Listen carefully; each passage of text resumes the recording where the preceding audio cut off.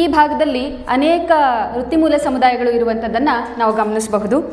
ಕುಲಕಸುಬುಗಳು ಎಂದರೆ ಮೂಲ ಪಾರಂಪರಿಕ ವೃತ್ತಿಗಳು ಅಂತ ನಾವು ಕರಿತಾ ಹೋಗ್ತೀವಿ. ಯಾಕೆ ಈ ವೃತ್ತಿಗಳ ಕುರಿತಾಗಿ ನಾವು ಅಧ್ಯಯನ ಮಾಡಬೇಕು ಅಂತ ನೋಡೋದಾದರೆ, ಕೂಡ್ಲಿಗಿ ತಾಲೂಕಿನ ಸ್ಥಳೀಯ ಚರಿತ್ರೆ ವಿವಿಧ ಆಯಾಮಗಳ ದೃಷ್ಟಿಕೋನದಲ್ಲಿ ನಾವು ನೋಡೋದಾದರೆ, ನಾವು ಏನನ್ನಾದರೂ ಚರಿತ್ರೆಯನ್ನು ಕಟ್ಟಬೇಕು ಅಥವಾ ಏನನ್ನಾದರೂ ಮಾಡಬೇಕು ಅಂತಂದರೆ ನಮಗೆ ಸಮುದಾಯಗಳ ಸಂಸ್ಕೃತಿ ಹೇಗೆ ಮುಖ್ಯ ಆಗುತ್ತೋ ಹಾಗೆ ಅವರು ನಡ್ಸ್ಕೊಂಡು ಬಂದಿರತಕ್ಕಂಥ ಅವರ ಕುಲ ವೃತ್ತಿಗಳು ಕೂಡ ನಮಗೆ ಬಹಳ ಮುಖ್ಯ ಆಗತ್ತೆ. ಆ ನಿಟ್ಟಿನಲ್ಲಿ ಈ ಭಾಗದಲ್ಲಿ ಉಪ್ಪಾರರು, ಗಾಣಿಗರು, ಬಡಿಗೆತನ ಮಾಡ್ತಕ್ಕಂಥವರು, ನೇಕಾರರು, ಹೀಗೆ ಅನೇಕ ಕುಲ ವೃತ್ತಿಗಳನ್ನು ನಾವು ನೋಡ್ತಾ ಹೋಗ್ತೀವಿ. ಆದಿಮಾನವನಿಂದ ಅರಣ್ಯವಾಸಿ ಆದಿವಾಸಿಗಳು ಬೆಂಕಿಯ ಬಳಕೆಯಿಂದ ಬೇಟೆ ಮತ್ತು ಆಹಾರ ಸಂಗ್ರಹಣೆಯ ಕಚ್ಚಾ ಆಹಾರವನ್ನು ಸುಟ್ಟು ಬೇಯಿಸಿ ತಿನ್ನುವುದರ ಮೂಲಕ ಚಳಿಯಿಂದ ಬೆಚ್ಚನೆಯ ನೆಮ್ಮದಿಯ ಬದುಕನ್ನು ಜನರು ಕಂಡುಕೊಳ್ತಾರೆ. ಬೆಂಕಿಯ ಬಳಕೆಯು ಆದಿವಾಸಿಗಳಲ್ಲಿಯ ಸಂಸ್ಕೃತಿಯ ಚಲನೆಯನ್ನು ಇಮ್ಮಡಿಗೊಳಿಸ್ತಾ ಹೋಗುತ್ತೆ. ಬೆಂಕಿಯ ಬಳಕೆಯೊಂದಿಗೆ ಕುರಿ, ಆಡು, ಎಮ್ಮೆ, ದನದ ಅಲೆಮಾರಿ ಪಶುಪಾಲನೆಯು ಆದಿವಾಸಿಗಳಿಗೆ ಆಹಾರದ ಭದ್ರತೆಯನ್ನು ಒದಗಿಸುತ್ತೆ. ಬೆಂಕಿಯ ಸಹಾಯದಿಂದ ಪಶುವಿನ ಹಾಲಿನಿಂದ ಆದಿಮಾನವ ಬೆಣ್ಣೆ, ತುಪ್ಪ ಮಾಡುವುದರ ಮೂಲಕ ಪಕ್ಕ ಆಹಾರವನ್ನು ತಯಾರಿಸುವುದು ಮತ್ತು ಬಳಸುವುದನ್ನು ಕಲಿತಾನೆ. ರಾತ್ರಿಯ ಬೆಳಕಿಗಾಗಿ ತಾತ್ಕಾಲಿಕ ಹಟ್ಟಿ, ರೊಪ್ಪ, ಕೊಪ್ಪ ಗಳಲ್ಲಿ ತಮ್ಮ ದೈವಗಳ ಹೆಸರಿನಲ್ಲಿ ತುಪ್ಪದ ದೀಪ ಹಚ್ಚುವುದರ ಮೂಲಕ ತಮ್ಮ ಬದುಕನ್ನು ಮುಂದುವರಿಸ್ತಾರೆ. ಪಶುಪಾಲನೆಯ ಹಂತವು ಆದಿಮಾನವನಿಗೆ ಹೆಚ್ಚಿನ ಭದ್ರತೆಯನ್ನು ನೀಡ್ತಾ ಹೋಗುತ್ತೆ. ಕುಂಬ್ರಿ ಬೇಸಾಯ, ಪೋಡು ಬೇಸಾಯ, ಕಾಲಾಂತರದಲ್ಲಿ ಸ್ಥಾಯಿ ಬೇಸಾಯಕ್ಕೆ ವಾಲಿ ಅಲೆಮಾರಿಗಳು ಆದಿವಾಸಿಗಳು ಪೋಡು ನಿವಾಸಿಗಳಾಗಿ ಗುರುತಿಸಿಕೊಳ್ತಾರೆ. ಕುಂಬ್ರಿ ಪೋಡು ಬೇಸಾಯವು ಅಗತ್ಯ ಆಹಾರ ಧಾನ್ಯಗಳನ್ನು ಬೆಳೆಯುತ್ತಾ ಅಭಿವೃದ್ಧಿ ಸಾಧಿಸಿದ ಪರಿಣಾಮ ಹತ್ತಾರು ವೃತ್ತಿಗಳು ಉಪಕುಲ ವೃತ್ತಿಗಳಾಗಿ ಉದಯಗೊಳ್ತವೆ. ವೃತ್ತಿ ಕೌಶಲ್ಯಗಳ ಆಧಾರದ ಮೇಲೆ ಆದಿವಾಸಿಗಳು ವಿಭಿನ್ನ ಹೆಸರುಗಳಿಂದ ಗುರುತಿಸಲ್ಪಡ್ತಾರೆ. ನಂತರ ಸರ್ವಚೇತನವಾದಿಗಳಾಗಿ ಗುರುತಿಸಲ್ಪಡ್ತಾರೆ. ಹೀಗೆ ಸಮಾಜಮುಖಿಯಾದ ಜನರು ತಮ್ಮ ದೈನಂದಿನ ಬದುಕಿಗೆ ಬೇಕಾದ ಎಲ್ಲ ಅನುಕೂಲಗಳನ್ನು ತಾವೇ ಕಂಡುಕೊಂಡು ಮುಂದುವರೆದು ಅವುಗಳು ಕುಲವೃತ್ತಿಗಳಾಗಿ ಗುರುತಿಸಿಕೊಳ್ತಾ ಹೋಗುತ್ತೆ. ಇದರಲ್ಲಿ ಕುಂಬಾರಿಕೆ, ಚಮ್ಮಾರಿಕೆ, ಕಸೂತಿ, ಕರಕುಶಲ ತಯಾರಿಕೆ, ಹೀಗೆ ಅನೇಕ ವೃತ್ತಿಗಳನ್ನು ನಾವು ನೋಡ್ತಾ ಹೋಗ್ತೀವಿ. ಈ ಭಾಗದಲ್ಲೂ ಕೂಡ ಬಹುತೇಕ ವೃತ್ತಿಗಳಿಂದ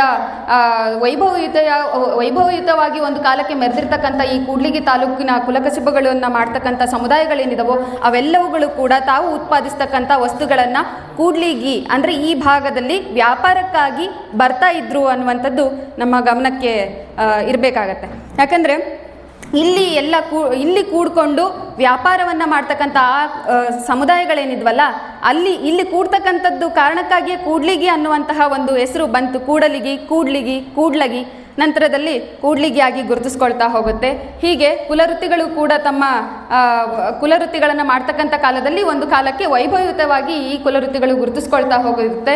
ಆದರೆ ಇತ್ತೀಚಿನ ಈ ಜಾಗತೀಕರಣದ ಪ್ರಭಾವದಿಂದ ಈ ವೃತ್ತಿಗಳ ಮೇಲೆ ಅನೇಕ ರೀತಿಯಾಗಿರ್ತಕ್ಕಂಥ ಪರಿಣಾಮ ಬೀರಿದ ನಂತರ ಏನಾಗುತ್ತೆ, ಈ ವೃತ್ತಿಗಳೆಲ್ಲವೂ ಕೂಡ ನಾಶ ಆಗ್ತಾ ಹೋಗುತ್ತೆ. ಅದರ ನಡುವೆ ಇಂದಿಗೂ ಕೂಡ ತಮ್ಮ ಪಾರಂಪರಿಕ ಕುಲವೃತ್ತಿಗಳನ್ನು ಉಳಿಸಿಕೊಳ್ಳುವ ನಿಟ್ಟಿನಲ್ಲಿ ಆ ವೃತ್ತಿಗಳನ್ನು ಗೈತಕ್ಕಂಥ ಉಪಕರಣಗಳನ್ನು ಪೂಜಿಸುವಂತಹ ಒಂದು ಮನೋಭಾವ ಇದೆಯಲ್ಲ, ಅದು ಕುಲವೃತ್ತಿಗಳಿಗೆ ನೀಡ್ತಕ್ಕಂಥ ಗೌರವ.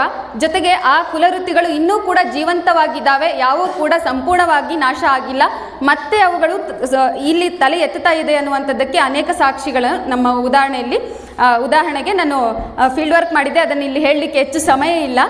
ಚಾರ್ಟ್ ಕೂಡ ಹಾಕಿದ್ದೆ ನಾನು ಅದರ ಬಗ್ಗೆ, ಕೆಲವು ವೃತ್ತಿಗಳ ಬಗ್ಗೆ.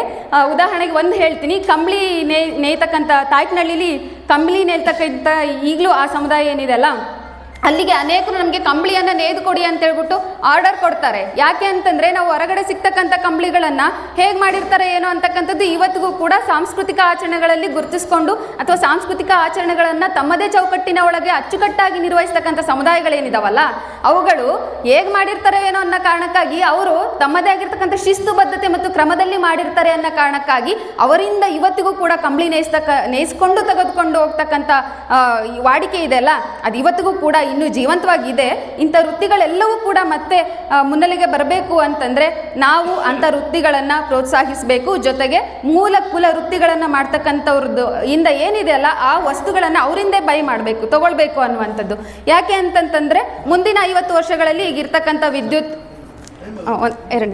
ವಿದ್ಯುತ್ ಮತ್ತು ಪೆಟ್ರೋಲಿಯಂ ಪ್ರಾಡಕ್ಟ್ಸ್ ಎಲ್ಲವೂ ಕಳೆದೋಗುತ್ತೆ. ನಂತರ ನಾವು ವಾಪಸ್ ಹಳೆಯದಕ್ಕೆ ಹೋಗಬೇಕಾಗತ್ತೆ. ಆ ಕಾರಣಕ್ಕಾಗಿ ಈ ವೃತ್ತಿಗಳ ಬಗ್ಗೆ ಅಥವಾ ಕುಲವೃತ್ತಿಗಳ ಬಗ್ಗೆ ನಾವು ಅಧ್ಯಯನ ಮಾಡ್ತಕ್ಕಂಥ ಕಾಲಘಟ್ಟದಲ್ಲಿದ್ದೇವೆ. ಹಾಗಾಗಿ ಇದನ್ನು ನಾವು ಎಲ್ಲರೂ ಕೂಡ ಗಮನ ಹರಿಸಬೇಕು ಇದ್ರ ಬಗ್ಗೆ ಅಂತ ಹೇಳ್ತಾ, ನನಗೆ ಕಡಿಮೆ ಸಮಯ ಇದೆ, ಹಾಗಾಗಿ ನನ್ನ ಮಾತುಗಳಿಗೆ ವಿರಾಮ ನೀಡ್ತಿದ್ದೇನೆ, ವಿಚಾರಗಳಿಗಲ್ಲ.